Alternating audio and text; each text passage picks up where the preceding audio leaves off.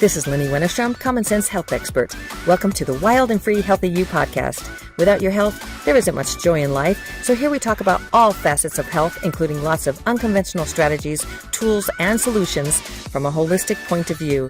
This podcast is all about motivation, inspiration, and expansion of your mind, your body, and your spirit, because your health is your number one asset, and my job is to help you protect it. Now, on to today's episode of the Wild and Free Healthy You podcast. This podcast does not provide medical advice. The purpose is to promote consumer knowledge and information on various health topics. Always seek the advice of your qualified health practitioner. Hey everybody, welcome to the Wild and Free Healthy You podcast. I have a treat for you today. I have an incredible special guest who I found on Instagram. I mean, this is the awesomeness of the power of social media. And I am I guess you could call handwriting or graphology a hobby of mine, and I'm not like super great at it, but I love it, and I'm always looking for that. So I have Jo Coppola. She's a handwriting analyst, certified graphologist, and a licensed mental health counselor. Jo has been an advocate for mental health wellness for many years, using the tool of handwriting analysis and journaling in her professional work. I love journaling. We're going to get into that. With a particular passion in assisting young adults with a better understanding of self-awareness and well-being, which is so importante. Love that. Jo has been teaching workshops throughout her career, has a special interest and passion in mandala art, interpretation, and journaling.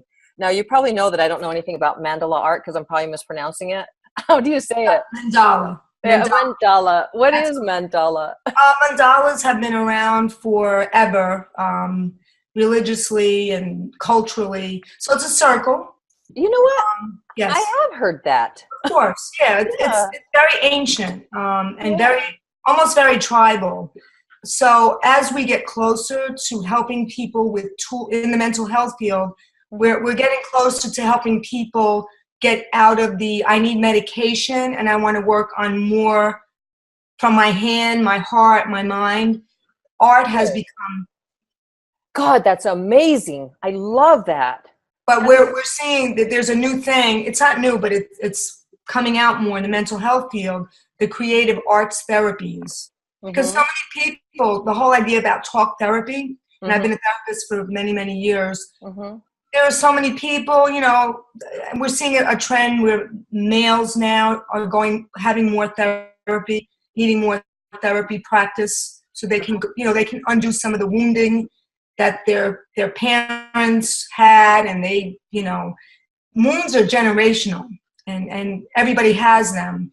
But the problem is people are tired of being stuck there. So instead of saying, I want to be a better person, and they work hard, a lot of times it's just forgiving the past, forgiving those people who maybe did not support who you came here to be. And I'm finding more and more as the years go by, and I work a lot with young people, doing artwork, doing journaling is giving people an opportunity to retell their story. And when you fill a circle with your own art where there's no rules. So when I teach this class, I have everybody right from the get-go. I don't say too much. I say, you have colored pencils in front of you in a circle. Just fill it. And people, what do you want me to put in it? Anything you want. So the artwork becomes what's happening in that moment in your subconscious mind. And all sorts of things come up. I interpret those. I interpret art. And, it's a beautiful thing because most of us are so left brain thinking that we try to manage everything from the left brain, and it has to make sense, and it has to be rational. And the reality is, no, it doesn't always have to be rational. The right brain gets involved, which a lot of people don't know this. The right brain is where your intuition comes from, not the left brain. People are always thinking intuition, intelligence, left brain, analytical, rational reasoning. No, it's the right brain where creativity, the idea that what is my gut telling me? What is the depth? What is my knowingness telling me? Comes from the right brain. And I feel like if that comes out more in our culture, people will stop feeling chaotic living in this world. Yeah, it feels very chaotic to a lot of people. Yes. And you can blame a lot of things, but the reality is it's the thought process. If we think we're living in chaos, Mm-hmm. You know, it's kind of like when I work with my students, and students say to me, I'm a substitute teacher, by the way. That's what, when I talk about students, I sub here in the Philadelphia school district, and some kids will say something like, oh, I'm going to fail this test. And I say to them, oh, it sounds like you're convinced. You've convinced yourself. And they're like, no, I really think I'm going to fail this test. And I say to them, change your thoughts and instead say, I'm going to do the best that I can, and I'm going to pass this test. Mm-hmm. It's a whole mind frame. So it really is. Yeah, absolutely. And that starts in younger years. Mm-hmm. You know, that training and practice and routine has to be something that's laid out when young minds are starting to form. You know, we're not perfect. I think a lot of parents want their children to have all this experience. Let them be.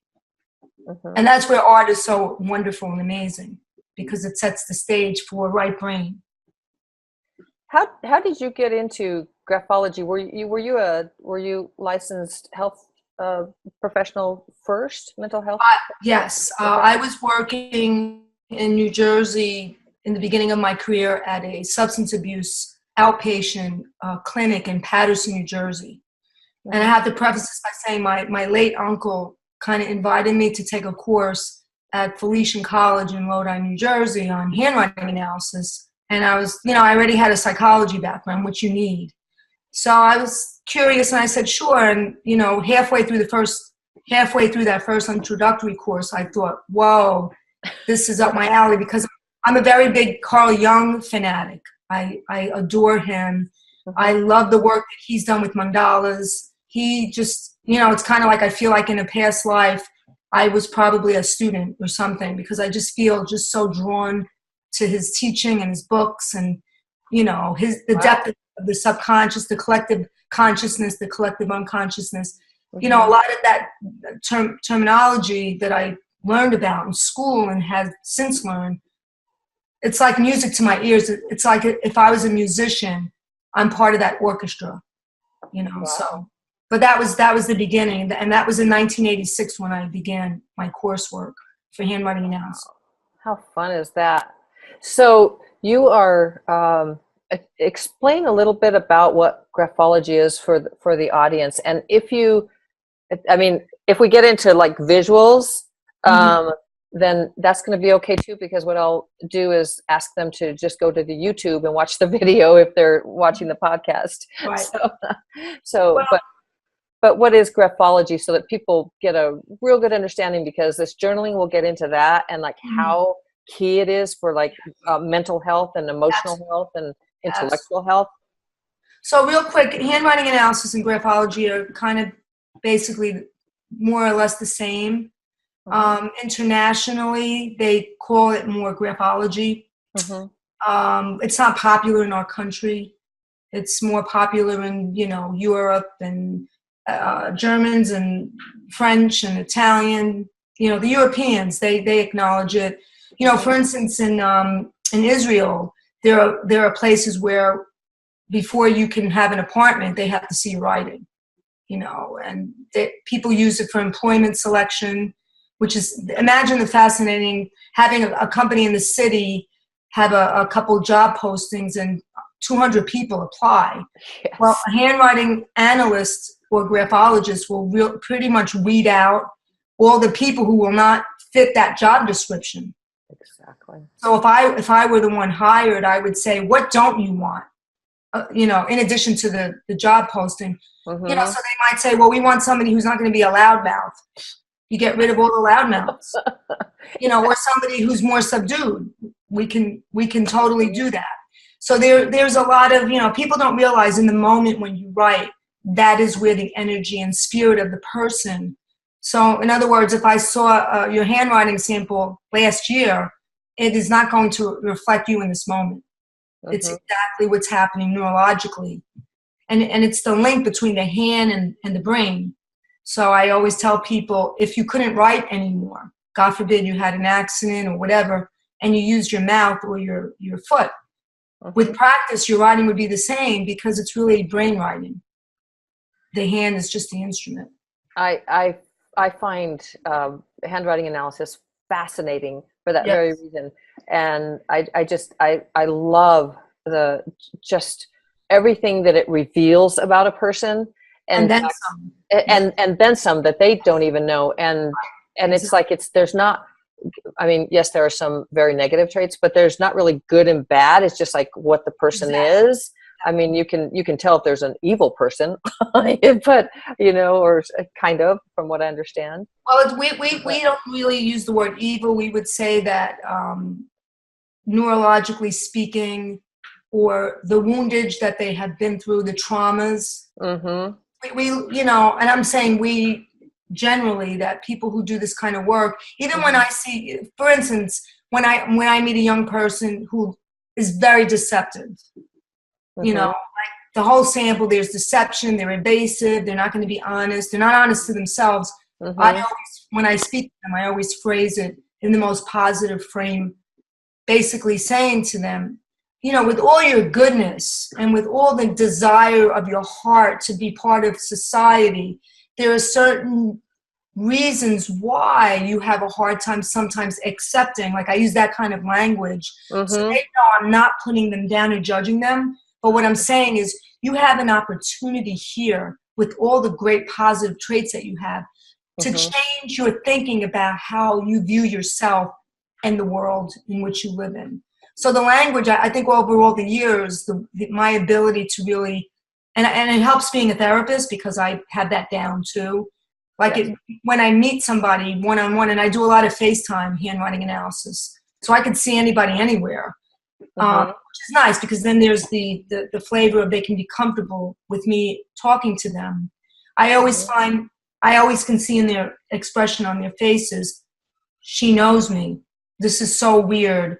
I haven't said 2 words to her. She knows me better than my best friend. And people will have said that to me. It's like, your brain is very active, and in handwriting analysis, the full flavor of your personality, including your health, is right there. So, and it is a science. There's no question. Yeah, I really love it. And so where I was going when I said the word evil, we'll redact that. I guess it's not written, so I can't. It's not. But what I'm saying is, so my audience is typically women 30 plus to 65 plus. Yes. And so, like, if somebody were going to go on a date, if they could see the handwriting of the guy they were going with, they could make a really good decision whether they really wanted to go out with that person or not. And that's what I'm talking about. It's always the standing joke, but here's the problem with that one. Okay. There's an ethical piece of handwriting analysis that, as a certified graphologist, ethics code, that we do not analyze anybody's writing without their permission. And there is a story behind that. There was a woman who was going to get married, and she had her handwriting and her fiance's writing analyzed without his permission, and she broke up with him. So, that became a legal problem. Oh, interesting. I didn't know. Who's compatibility, but that's what we call it. But you have to both agree that we're going this. Yeah, right. That makes sense. So I guess there's just so many things though that you can learn even about yourself. If we go so you're not going to analyze somebody else's without their permission. Correct. But there's so many things that you can do for yourself. And I want to show you the book that I have. It's Bunker. This book. Have you seen that? Yeah, I have. Yeah, I have that book. Do you know who he is? Oh, yeah, you have the book. So you know. That's an old book. Yeah, it is. Library of handwriting analysis books that I have to weed out a little bit. Yeah. So this is where I've really this is kind of what I've settled on, because there's so many. There's so many. Absolutely. And it's like, where do you start? And so that was one of the things that he talks about, like, just literally, not that. I mean, he talks about so many different things, but still, let's just take it to like graphology, let's just call it handwriting analysis. Okay. So I sent you, I just said, I'm going to be naked and vulnerable with Jo. Yes. I'm going to let her know, like, who she's talking to. Yes, I got you quick. So I sent you one, and tell me what you saw in that for the audience, because I want them to understand that it's a science, it's awesome. And if they really want to learn about themselves, there's people like you that can help them, but they can also, journaling themselves is the brain. So it's going to be helpful. Yes, and it's intimate and it's personal. Yes. But anyway, getting back to you, the quick glance, because a lot of people don't realize I don't need to stare at your writing. I don't even, people send me samples. I don't read it. I literally glance. I got the picture. It's the gestalt. I look at it. Oh, there you are. So with you have a lot of stubbornness, the generosity of yourself, how much you are extending your natural, part of your purpose here is to extend yourself. So I see that, sometimes there's difficulty in the thinking process, because the energy sometimes, your energy sometimes is larger than what's happening inside of you. So I think keeping busy and being very super motivated helps you. Like I was saying before we got online, you have to have rituals just to kind of taper down and have more of your explosive energy put into more productive for you. Your way of being productive is to help others. That's the extension of yourself.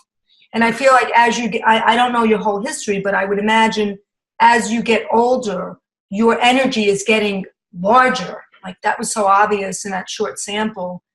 I would love for you to do more artwork, because I think your imagination, your creative mind, I feel like taking time out maybe once a week even, just to kind of like explore more of the right brain would be really balancing for you.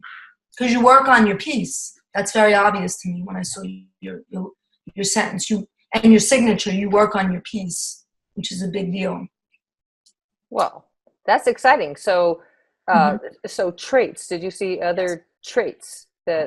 You know what? I'm going to just pull it up because you sent it to me and I looked at it while I was at school today on the phone.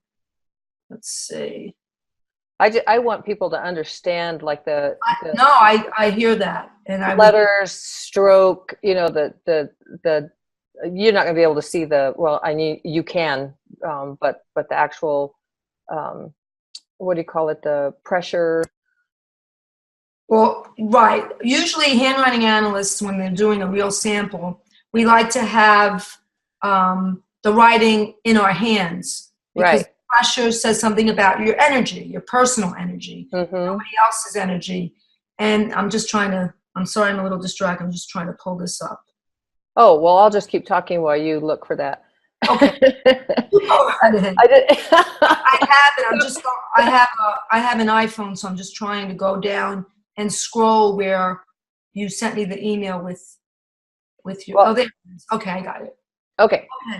So basically, the biggest thing the thing that struck me, I guess the quickest, were your T-bars.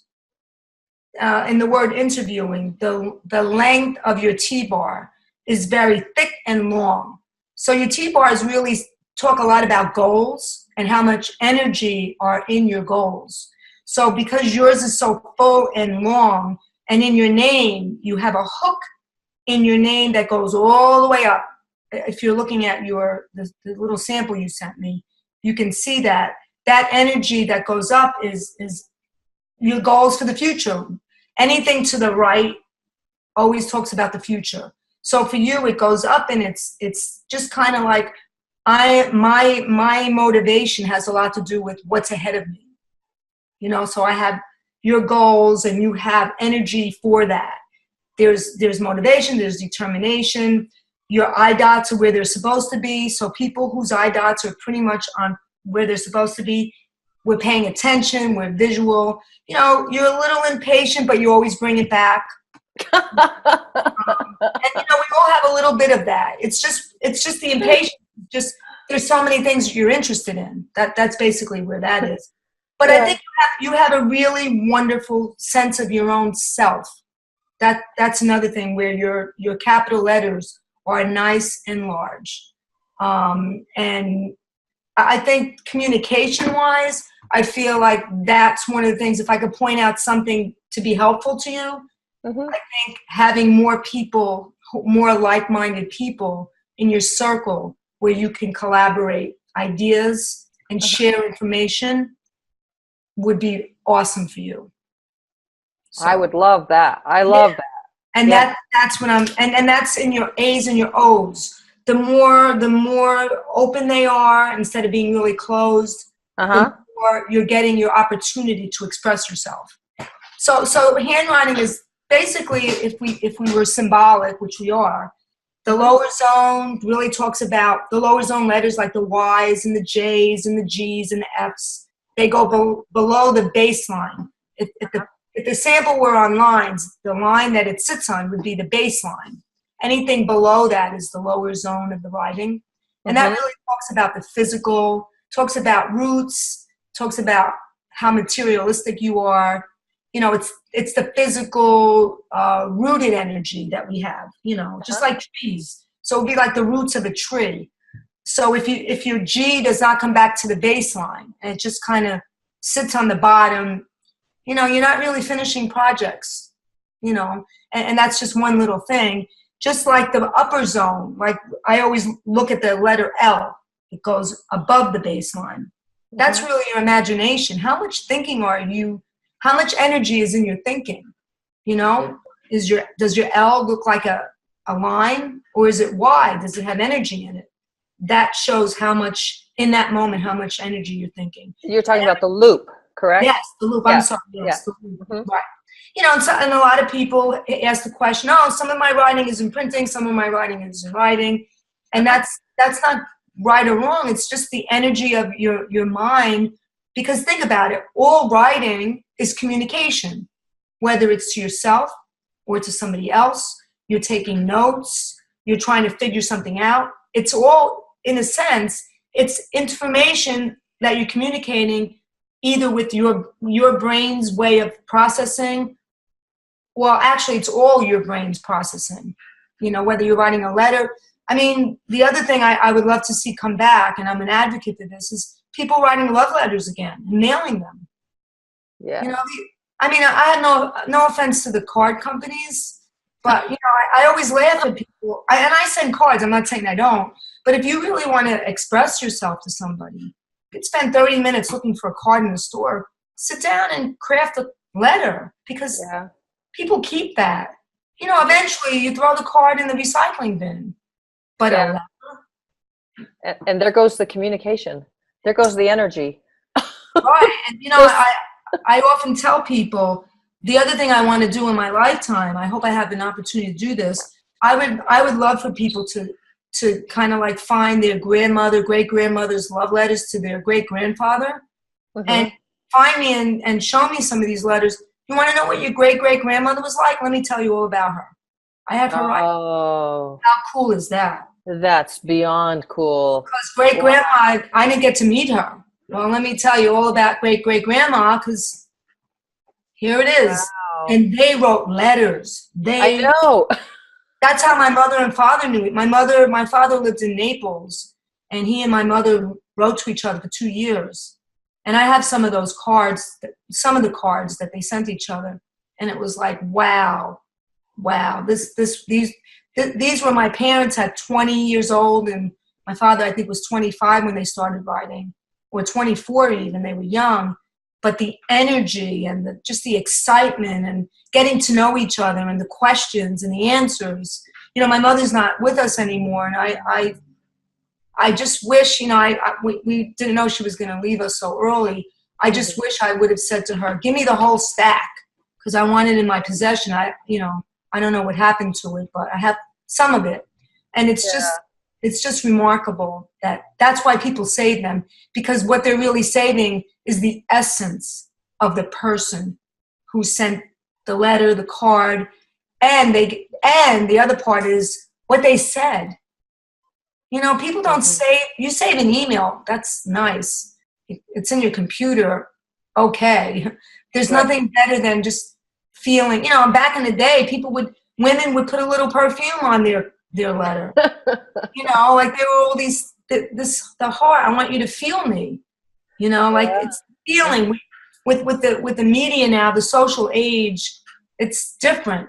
And everything is so fast. You can send somebody a text in half a minute.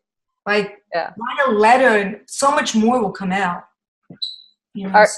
Are you finding that children are, I mean, one of the reasons I wanted to go into handwriting is because I didn't want handwriting to go away. I didn't want, because of the digital age. Exactly. And you see all the children, besides all the Wi-Fi penetrating their brains and messing everything else up, and we're electrical beings, right? So that's going to affect the handwriting too. But I didn't want I wanted people to write. Because there's that connect, the brain, you call it brain writing, right? It's brain writing. Absolutely. So you lose that, and so you're literally, like, your brain, I don't know if you'd say atrophying, but you're losing that ability to, like, pull things out and to see them. I don't know if I'm saying that correctly, but that's how. Yeah, you're in the right line of thought. I think because it's become so collective, so many schools got rid of it. And like I said, I work in a school, and I often talk to the kids about this, and some of them know how to write. My biggest fear is that in the future, if kids don't know how to write, they will not know how to sign their name. And they're going to come up with some symbol that's going to represent who they are. Yeah. Not going to cut it. Because really, when you think about it, your signature, it's kind of like your palm. You can't cut your hand off and go grab somebody else's hand and attach it to your body. Your signature is that personal. And historically, think about it. The signature has been around. I always talk about the beginning, the history of handwriting. Back in the day, you had to be somebody to know how to handwrite. You had to go to school and pay for that. It wasn't in schools. If we look at the Declaration of Independence, all of those people who signed it were affluent people. They were trained, privileged. And if you look at the writing, it pretty much seems like it all came from the same school. They were privileged people. And in order to have that kind of money, you had to be somebody. So this country was fortunate that they initiated cursive handwriting in schools in the first place. And everybody's concerned, we don't want to take away from the technology age. That's ridiculous. So you're really removing personality. It's kind of like we're getting all these young people together, and we're missing. It's like taking art out of school. How could you take art out of school? That's how I feel about handwriting. It's the same to me. And then another thing that we have done wrong in this country, we graded handwriting. We graded art, which made a lot of young people go, "Mine is terrible. I got a C." I'm not. Why would I want to do this? Or even art. I don't get better than a B minus. I'm not an artist. No one needs to be an artist unless you really want to be one, right? Joe, I never thought about that, but I mean, we did get graded, and I didn't get like the best grades in my life. I went to Catholic school, so if you didn't write exactly like the nun, how could anybody get? I don't think there were more than 2 people in my class that got an A in handwriting. Wasn't me, because think about that. It's a practice. And then the other thing people don't know, by the time you turn 18, your handwriting basically formulates as it is. Because when you're 10, when you're 12, your writing changes. Adolescent writing is always bigger. That's why when we learn handwriting, it has to be on lined paper with the lines in the middle, because that's something you have to learn. You don't just wake up one day and go, "Oh yeah, I'm going to copy that." It's practice. But by the time you're 18, your brain, it's a developmental thing. You have the control to flow in what sense with your communication with your brain. And the same is true with children when they first learn how to speak. They say, the words don't really come out. The pronunciation is formulating.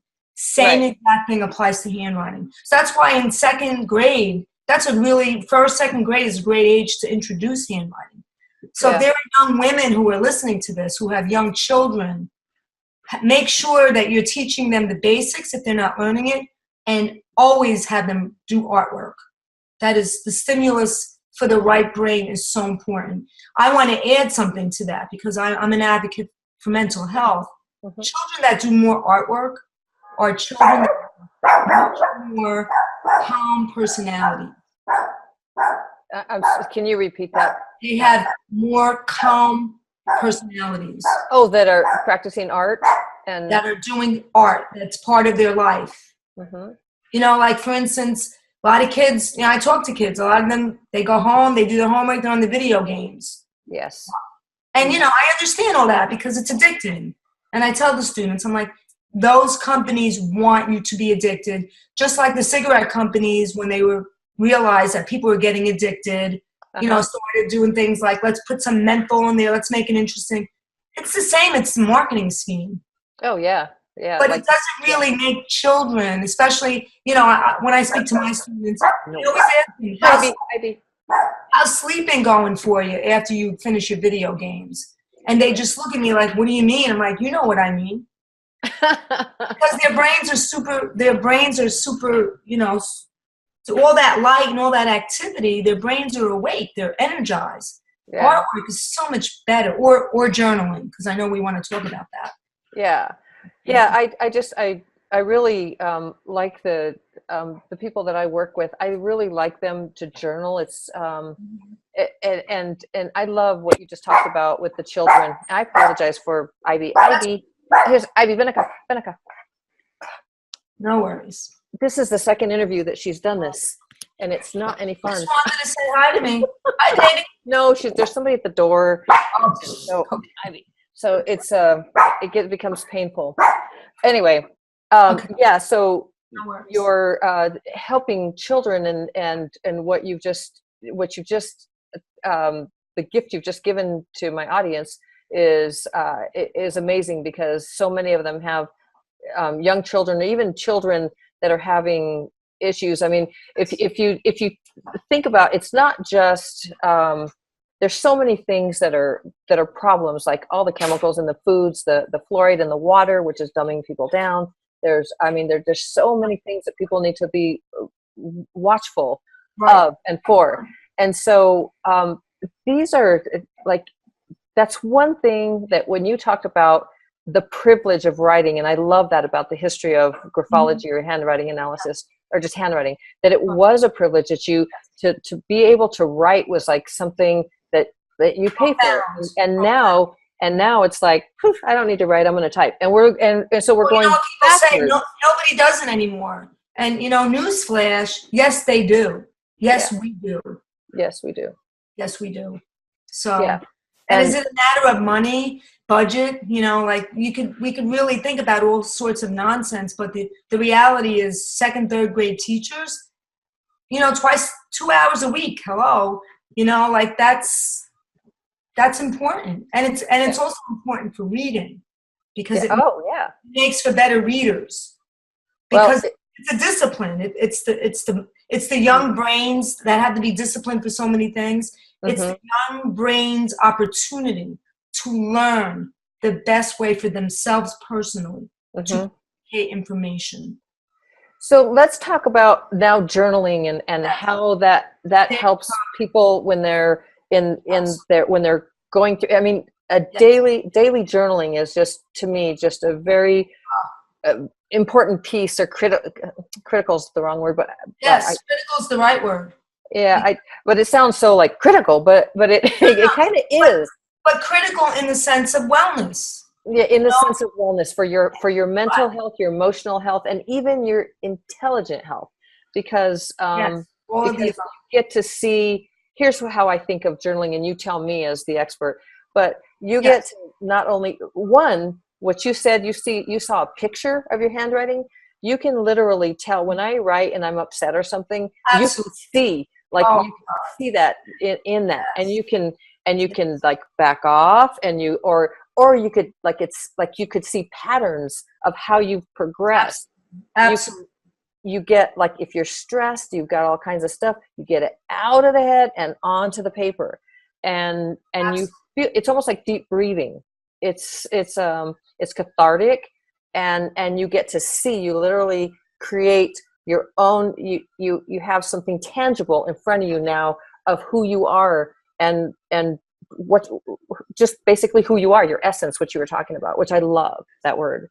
So if you saw my if you saw my business card, I have on it, only you can write your own story.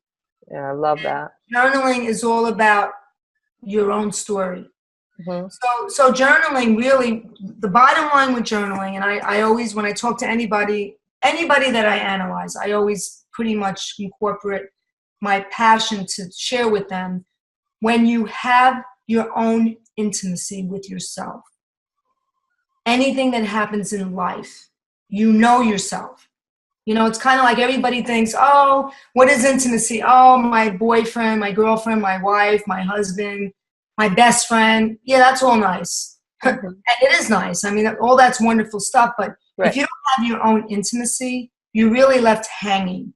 And the hanging part is, gee, if I'm in a crisis, that person is going to help me out. Guess what? They may not be able to do that. And not consistently anyway. So journaling is really identifying the deeper, most profound part of who you are to yourself. The equal sign is self-love. I am not perfect. I don't know what's going to happen tomorrow, but I have a dialogue with myself. Some people journal first thing in the morning. I'm more of an evening journaler. I find right before I go to sleep is the most important time in my ritual. Because, Mm-hmm. and this is why, so many people have sleep problems. Mm-hmm. The reason why people have sleep problems is when they lie their head down after a full day of everything, they can't turn off their thoughts.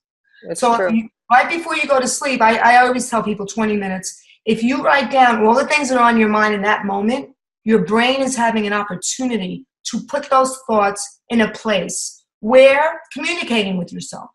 Mm-hmm. And then once you lie down, your brain has already had the opportunity to kind of like let some of that out. So your body gets a chance to rest. And you can dream better. Because I also am a big dream interpreter. You know, I'm all about the subconscious mind, which is where art for me comes from. But the journaling part. Another thing I think as a culture and a society, we have a hard time when problems happen. Most people. Mm-hmm.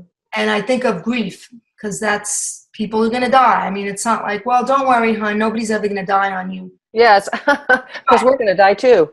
Right. We all have an expiration date. And it's the natural thing that happens to, but nobody prepares for that.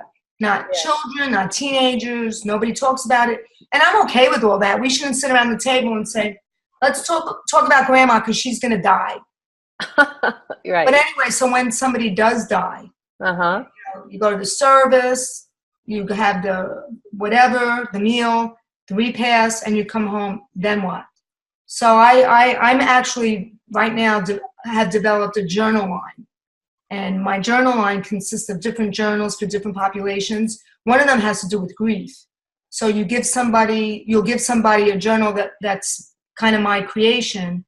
And it's a year journal that you will be writing to that person who passed. Mm-hmm. Every day. You want to share, oh, today's your birthday, happy birthday.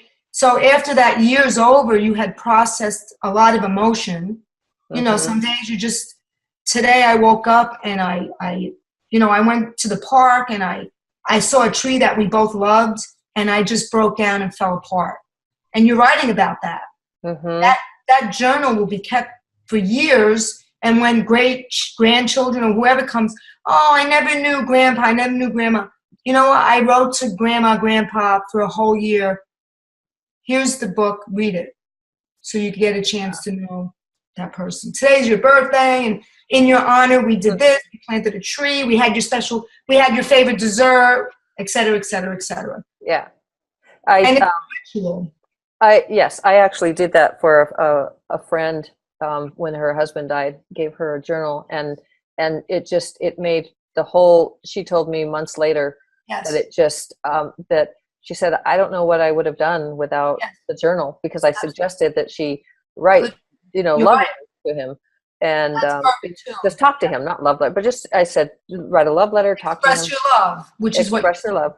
And yeah, and she did, and she said she said, I just felt like he was with me and I didn't feel so alone. She said some days were really hard and other days were, so it just, I wish I would have had that advice when my mother died, because I was with her, like we were supposed to write her memoirs, and so, and then she died, when I was there, and which was totally unexpected, and it just, I mean, I can imagine. It was horrible. Of course. And I didn't even know, like, she's my bestest friend in the entire world. And so it was very, very difficult. Sounds like you had something similar. Yeah. But I when my mother passed, that's where my idea came from, because that's what I did.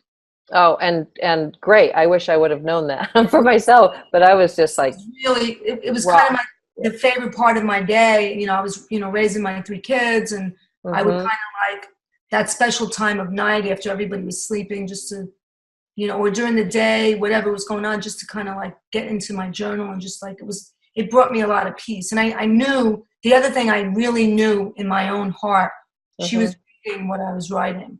That gave me the most comfort, like she actually could read. I want to make a point for your listeners. I only recommend that people journal on unlined paper, not lined. Unlined, no lines. And the reason being, emotionally, from an emotional standpoint, when there are no lines on the paper, you have an opportunity to be more raw. There's no lines, there's no stability, there's no structure. You're raw. So, which is great, because sometimes maybe you just want to draw a picture, maybe you just want to write a poem, maybe you just want to do some scribbles. The lines, like I love lines when I have to make a list. That's my favorite time to use lines. Other than that, I would never, ever. I won't even analyze somebody's writing unless it's on unlined paper. I think that's great. I mean, that's why I sent you my little thing online. Yeah, I noticed that. It's as if you knew all about me. It was like, oh. I have to tell people, call me back in 10 minutes. Go write. You can even copy that. I just can't look at the lines. It's just Well, I think it stifles. It keeps you. It keeps you in your head in a line, and what somebody else wants you to do. What we were taught. Being in school. So, yeah, right. And I write in line journals, and from now on, I'm going to not do line journals, because that's a very good point. I want all this. I want to talk to Barnes and Nobles and say to them, "You're wasting a heck of a lot of ink on those journals. Yeah, eliminate it." Yeah. Just, it's kind of like everything else. When we're told this is how this is supposed to be, says who? Like exactly. Who wrote a dissertation about need to have lines in a journal? Or that you have to write on a straight line. Yeah, exactly. Who came up with that? I mean, there needs to be some semblance of something, but it's up to you to make that. I mean, different cultures write up and down, write backwards. Absolutely. Yeah, you're right. And I think you're right. You have a good point by saying that. I have so many journals, probably 40 plus years worth of journals. And sometimes I'll pick one of them up because I don't use lines.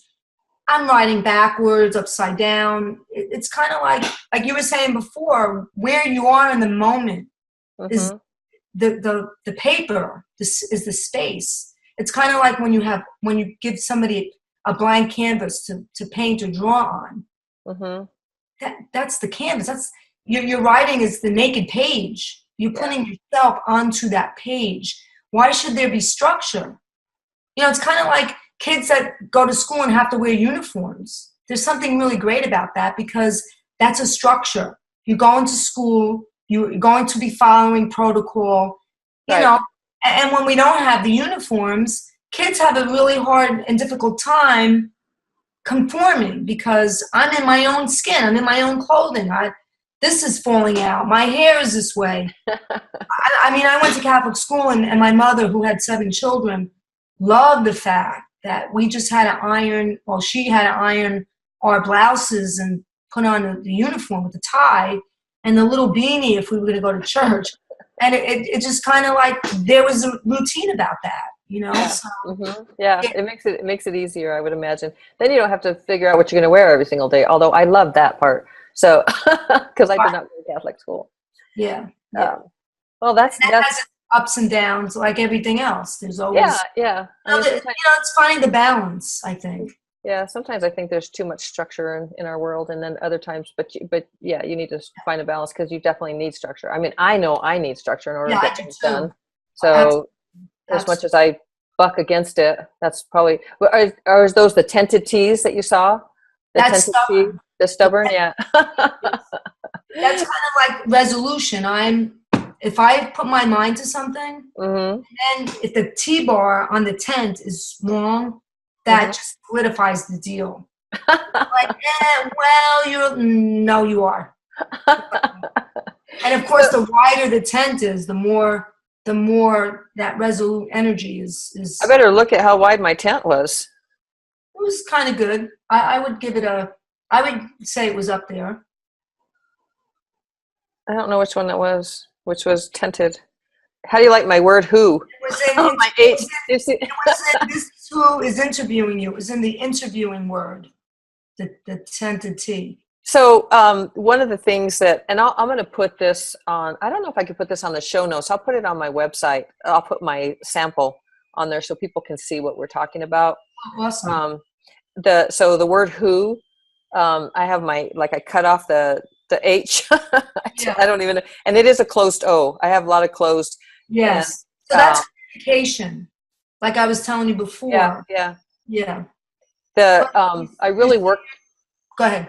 Oh, I really worked on my S's because to close them, because isn't that like when you have in cursive and you close your S, isn't that being, tell me what that means. Well, to me, symbolically for me, that's how much you yield to others in your life. You mean, so if it's open, even on an S? So if it's rounded, yours are sharp.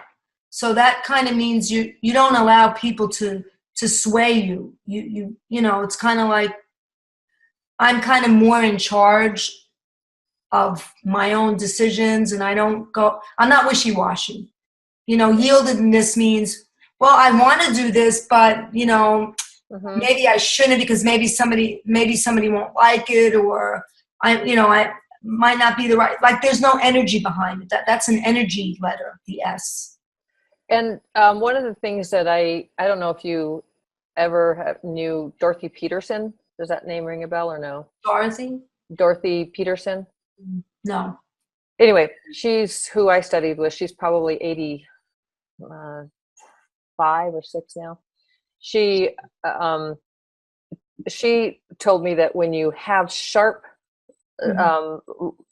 like I do, very sharp points, that's that the wedges in between is when you want to learn, and energy and so intelligence, or not intelligence, but information is coming in. Like you're open, you want to learn. Like absolutely. You really want to learn.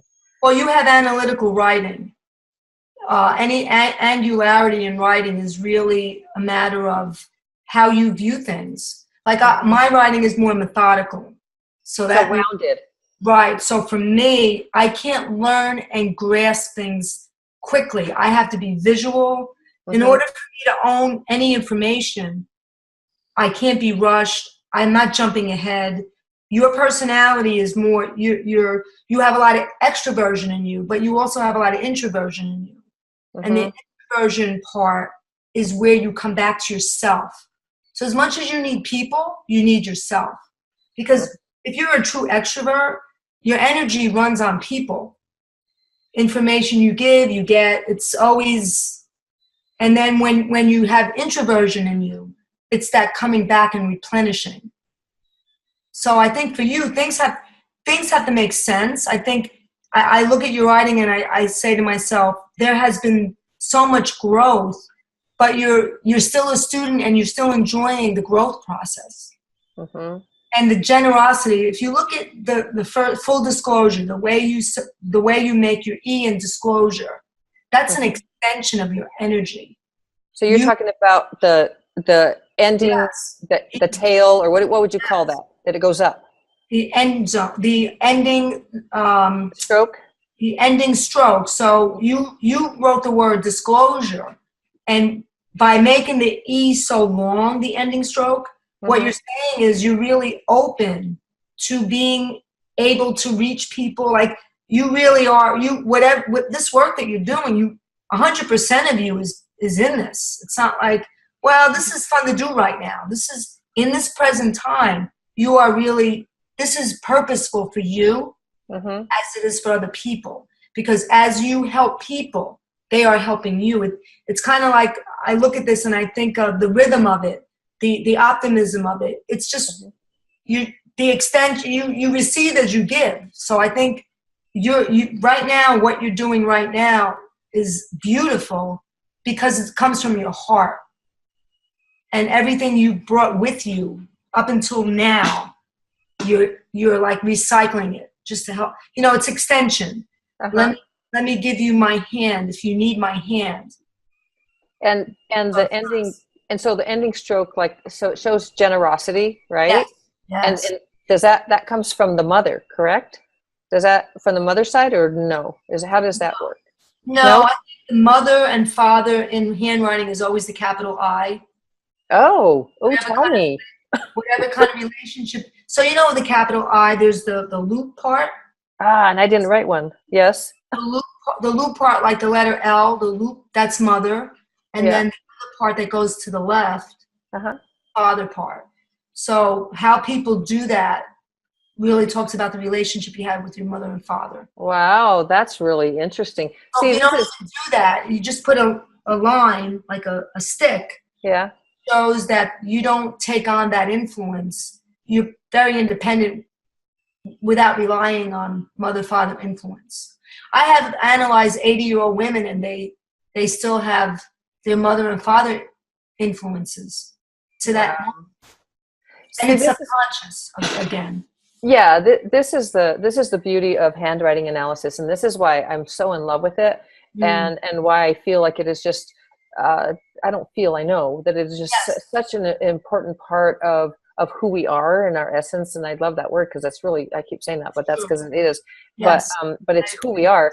And so for my audience, I really want, I want you guys to understand like how this is, can help you to know yourself better, to fall in love with yourself, to practice self-care, feel that self-worth. Like all these things, like somebody like Joe can guide you to this and help you to see like where you might have like a poor body image or poor low self-esteem or something like this.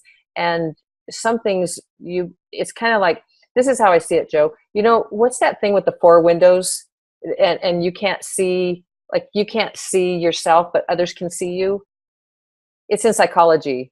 It's like 101. Do you know what I'm talking about? Jonah's window or something like that. And it has 4 panes. I must have fell asleep that day. I think that was the only day I was awake. Oh, okay. Because I went to the personality, the 4 personalities. Extroversion, introversion, gentle, strong, and this is like you can see the things that you can't see about yourself. But other people can see it about you. Like it's so obvious to people. Like you have something on your clothes and they can see it, but it's like on your back, like kick me or something, and you can't see it, but everybody else can. It's that kind of. But it's it's your traits. It's your things that I don't know, traits. What is it you can change? I mean, like to have more self-confidence, like goals. Like if you want to reach your goals, like you were talking about the T's. Like long and so when your T bar is very low and short, right off the bat, not only do you have very low goals, you don't have any energy for any goals. You know, if you don't utilize the right margin, you're afraid. I mean, every little thing from the first dot to the last anything on the paper says something exactly about you in that moment. So I like the word essence because I equate that to personal power. Everybody alive has personal power. And so many people want to be just like somebody else. And I say to myself, why would you want to shortchange yourself? Why can't you just be like you? Because everybody, over the 27 years that I have been analyzing people, I have never once not had a great time sharing with the person in front of me their fabulousness. And a lot of people are like shocked and they're like, what? You know, like, I'm so shocked. I remember meeting with a young woman and she's like, this sounds so shocking. And I'm like, why? And she said, because nobody has ever known me the way you just described me. And I said, well, do you believe what I was saying to you? And she said, I always knew that, but I guess I was waiting for somebody to tell me. Yeah, I don't know why. I don't know why we wait for people to validate us. But again, it's like what I said before. We all come in with wounds. Yeah. And a lot of people, you know, it's the sadness for me, and I have experience as a therapist and in my personal life with people who, they get so stuck there. So, you know, we're supposed to grow in life. There's no, you know, or you're supposed to be, your growth should be here at this age. And you're in your 20s, you're in your 30s. And let's be honest, that's really not true. It's a personal thing. Yeah, and I feel like the people who want to do the most growing, it has nothing to do with being in the same category with other people. Because a lot of people equate growth to success. Well, I must be grown because I reached a goal or I became successful. That you could reach all the success you want and be as stunted as an 8-year-old who had trauma in your 8th year that you could not deal with. Okay, you're successful as heck, but you haven't grown emotionally. And equal sign is a lot of people who get older, they start having some health issues because emotionally they have been strangulated. Where's it going to go? Right. So you see, you know, nowadays, and you and I both know this, there's more symptoms and diagnoses. And you go to the store, look how many medications for stomach ailments, look how many medications for the heart this.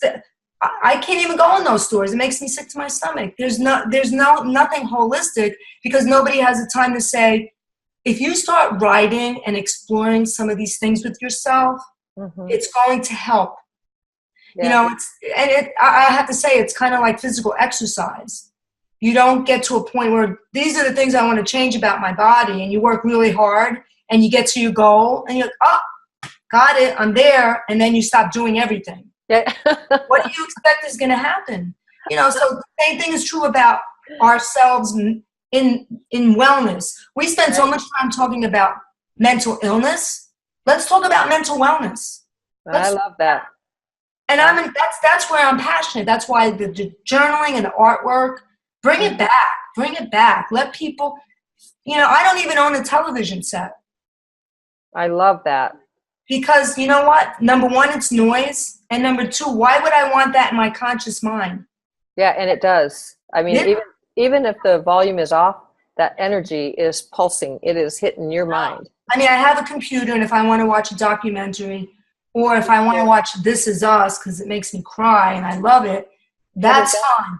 That's a show. This Is Us is a which I fell in love with just because of the characters. But there's nothing, you know, for me, if I sit at my kitchen table and I have nothing better to do, which is rare because I'm always writing. Yeah. Oh, I have my pencils, my 150 colored pencils in a big jar with my writing paper, my drawing paper, always on my table. People come and visit me. You want to do a mandala? I sit them down and hand it to them, and we do one together. How fun! And it is fun. Go ahead. No, I'm saying it's not premeditated. It's just it's there. That's why your audience, keep that stuff around. Don't hide it in the closet. You know, have a little section in your house with the paper, the pencil. So I don't know what to do on board. Don't throw them in front of the TV. Go do some artwork. Or But, give them an iPad or a phone it's the best thing for kids. The best thing for kids in the whole wide world, this is my personal opinion, the best thing for moms and dads, do some artwork with them. I agree. Sit down with them. So if it takes an hour, it's the best hour you can spend in your day. That's really interesting because, and this, I see this, I volunteer at a food bank on Fridays and Nice. When I'm not traveling.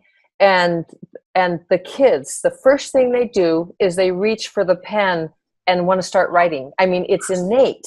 Yes. It's like they want to write, they want to express themselves, yes. and it just gets curved. It gets cut off it's natural. With yes. the iPhones and the iPads and you start giving them that and they start seeing all these things and they start getting their brain going the way it shouldn't be going. And I agree. I mean, it's fine to have some playtime and to learn and stuff. But man, that it's just innate. They just, every single time they reach for the pen and the parents like grabbing the pencil away from them or pen. And it's like, no, I mean, I'm okay with it, Right. and I'm going to start taking the non-toxic Crayolas and put them on, which I should have been doing a long time ago, but I just got that idea. And I'm just going to like have paper and put some non-toxic crayons there. And look what's becoming normal. Even young kids, no matter where you go, everybody's on their phone. Oh yeah. Nobody looks at each other. I mean, I live in a pretty dense city here in South Philly, and the city of brotherly love. Us people who live here, we kind of chuckle at that. Brotherly love, yeah, more or less, but it's not like people think it is. When I walk down the street, which is every single day, I make sure I smile and say hi to pretty much everybody I pass.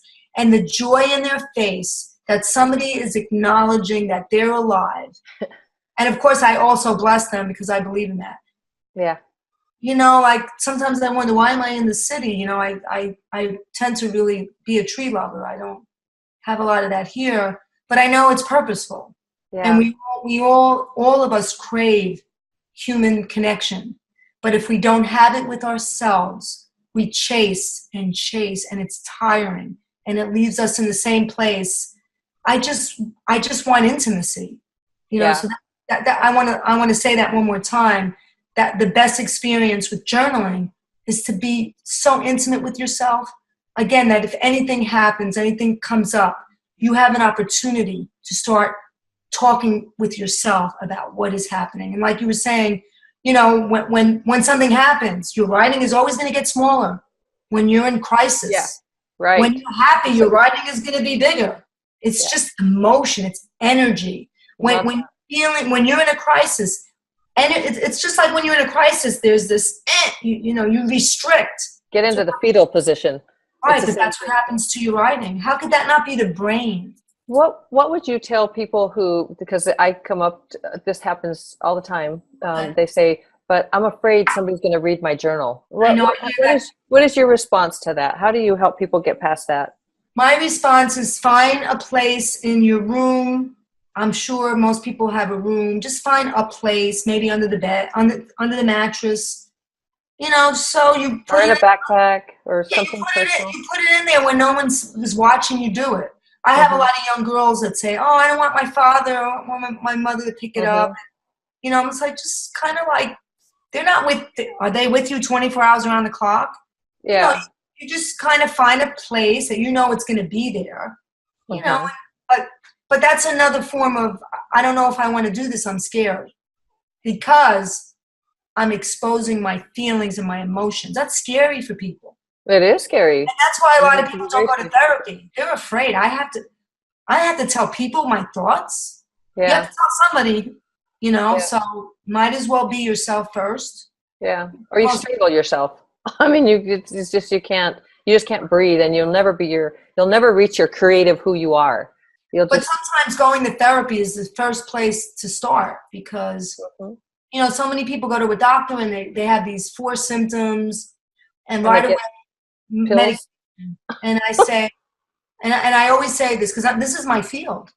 And I always say, back when I was first a therapist, we had two psychiatrists working in my building.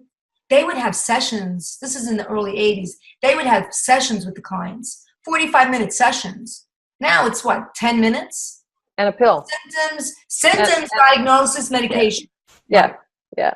And we're killing the brains. We're killing their brains. Oh God, yes. I mean, in so many ways, the brain is being killed. That's not what we want. I'd really like to have more conversation with you about killing the brain, but that's about something. It's a. But I do have one last question, and we can wrap this up.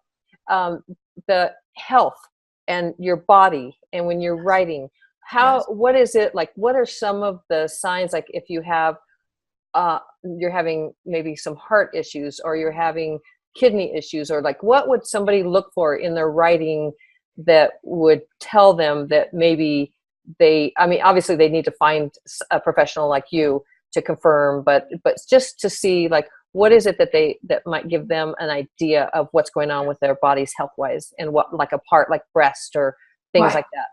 So basically, again, the writing reflects the body. So anything in the upper zone, like the letter L, and headache is an easy one, because if you're having a headache, you're going to see a point, looks like a little dot that's somewhere in that letter L on the top, exactly where that headache is happening. I always tell the story. I met a man and his wife, and I was doing a little handwriting analysis, and he was not really crazy to give me his sample. He scribbled a sentence and signed his name, and I said to him, "So how you feeling there?" And he's like, and the wife is like, "He's not feeling good." And I said, "Let him talk." So he's like, I haven't had the energy. I don't know. I said, "Have you been to a doctor?" And he's like, and she's like, "No." And, come to find out, he had a blockage in his heart that I was able to see, which is right in the middle zone. So we're looking at the A and the O, which is where your lungs are, which is where your heart is in the same position. And his writing reflected, it looked like the pen was faulty. Like it had like dripping ink. Yes. Yeah. And the pen was fine. It was his heart. Yeah. And I showed him, I said, she took him to the emergency room. I gave her my card and I said, "Do me a favor, just for my own curiosity." He had a blockage in his heart, and they obviously had to put a stent and take tests and everything like that. He was only in his mid-60s, so he young. was great. Or physical problems would be the lower zone. It depends on where the body is. But I suspect that if somebody is not feeling well and they started writing about it, your brain knows what's happening. You have to pay attention. Something is wrong. Write about how you're feeling. The brain will help. And obviously you should go to a doctor, just to confirm it. But that's or a qualified health practitioner. Yeah, and there are doctors in Europe who do diagnoses with handwriting analysis. Oh, I know. I love that. I love that. I mean, there's one confirmation. It's your kidneys, and you have to have a medical background. Obviously, I do study. I would like to take more. I would like to take a anatomy and physiology course myself, but I do have the books, and I'm better at it as I go along. Yeah. But if I suspect in the writing, I will always look. I will always open up a human body book and just see what's where. The other thing before we stop, I think I'd like to mention is intuition. As I was saying before, it's a right brain function. We don't trust our intuition. We all have it. It's not like, "Oh, I wish I had your intuition." You have my intuition. You have your own intuition. The brain, we all have a brain. We all have a left hemisphere and a right hemisphere. When people start to really trust that intuition, that's when it really solidifies. It's yours. So writing helps. Writing helps people to gain a better sense of their inner knowingness. When we use writing, we're really using both sides of the brain as we're communicating to ourselves through journaling. And it's I've just really, really enjoyed this. I totally believe this is Bridget for hooking us up together. That was you said you found. Oh, I found you on the Voyage of the Pen, which I want you to talk about where people can reach you. Yes, voyageofthepen.com. Did you get to look at my website? I did. So that's fairly recent, probably 4 years now I've had that website. Mm-hmm. Longer, It's very pretty. Thank you. Well, I've had help. I've had a couple people helping me, and I've been here now in Philly. I got divorced, which is why I live alone, and a lot of trauma came from my divorce, and bitter story. But I'm on the upswing now, and the beautiful thing is, as I've been journaling, that literally saved my life. That and essential oils saved my life, because I did not take any medication at all, even though I had panic attacks. I stopped eating sugar 4 years ago, which is what a gift. I literally eat no sugar in my diet. And I just really pay attention to everything. In other words, whatever I eat, whatever I do, I pay attention to my knowingness. Yeah. And I've had a lot of assignments that all came back to the same point. Mm-hmm. You're here purposefully, just like you. We have this in common. We both have a purpose. That purpose that service or that purpose that we have, that help that we're offering people to help them have a better life, is how we're getting replenished, our wellness. And I love that. I do too. I can tell just by meeting you online. It's kind of like that. That's why when I looked at how you said disclosure, that was kind of like, how beautiful. That was just like, I do that with my words too. It's an extension. We're not looking to, I don't need to be famous, popular, rich. I just want to be available. I'm so grateful to you. Well, I'm so grateful to you. I'm really grateful for we need to end this. Don't hang up, but let's just, okay. All right, everybody. I hope you enjoyed this. Joe, thank you so incredibly mucho. It is the journey. Tell me, what's your website again?